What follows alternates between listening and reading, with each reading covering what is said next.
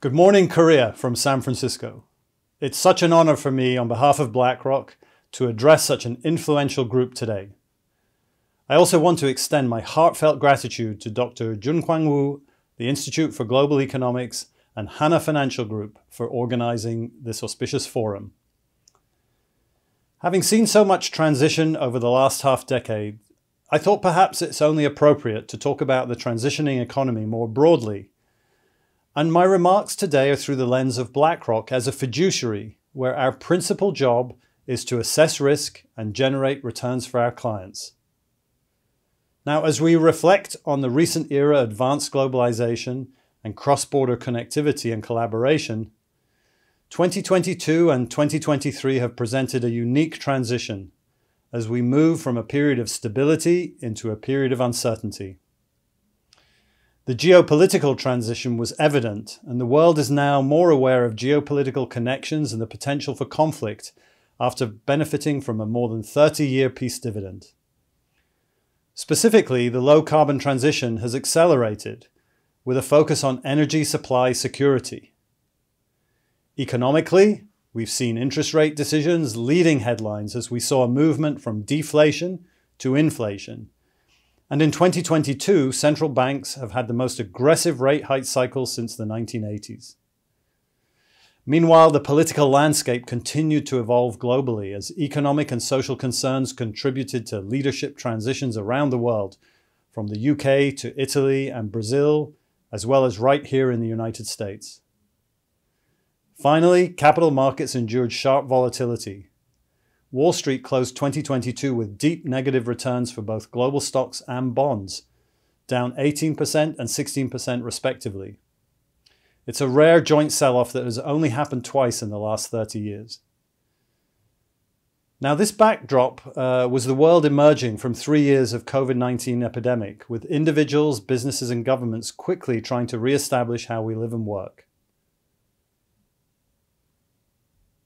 As we look forward, while much of the macro recalibration is behind us, we now found ourselves navigating a new economy of fragmentation.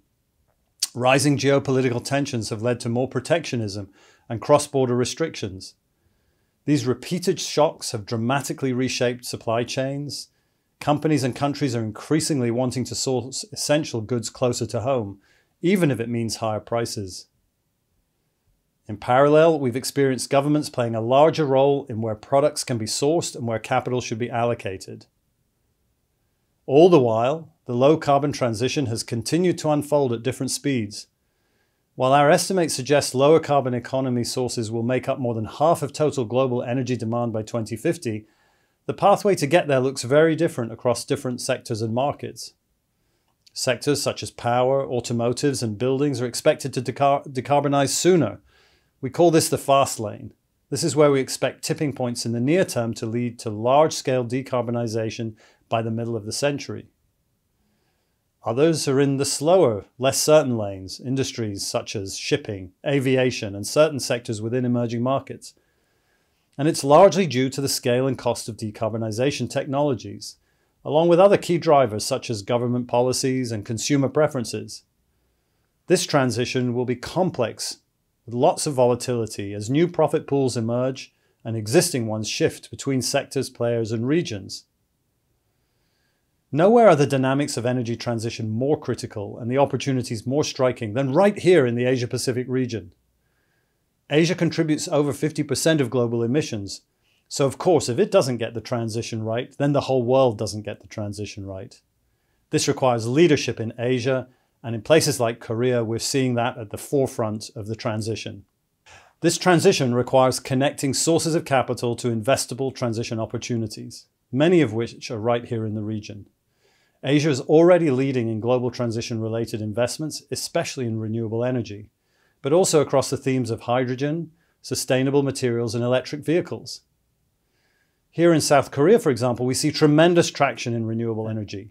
Just 3 years ago, the Korean government announced the 2050 carbon neutral strategy, outlining plans to reduce the reliance on coal while increasing the use of renewables.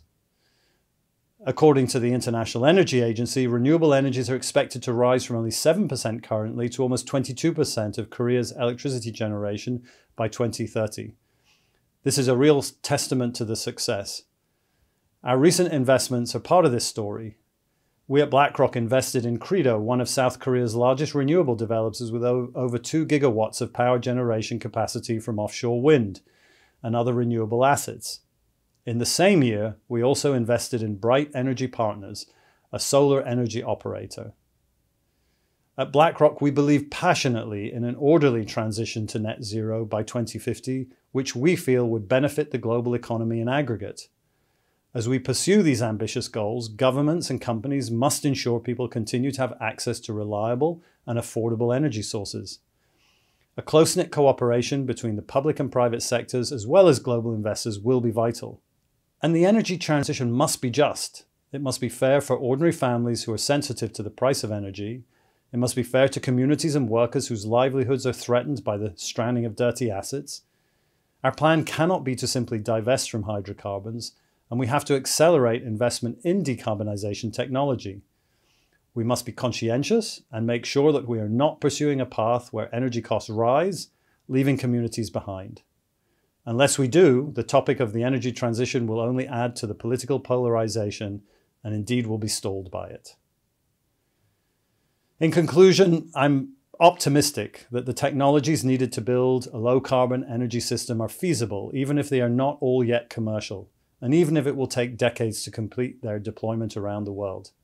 After a year of transitions, it's more important than ever that we restore hope and call for close cooperation globally. Fundamentally, investing is an act of positive hope, hope that the future will be better than the present, that your children's lives will be better than your own. Fortunately, forums such as these are critical in convening leaders to promote a global and synchronized development towards sustainable initiatives.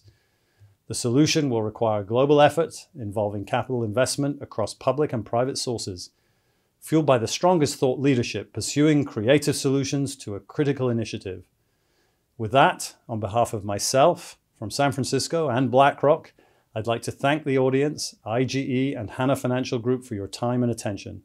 It has been a pleasure to speak with you at this group, and I look forward to the program ahead.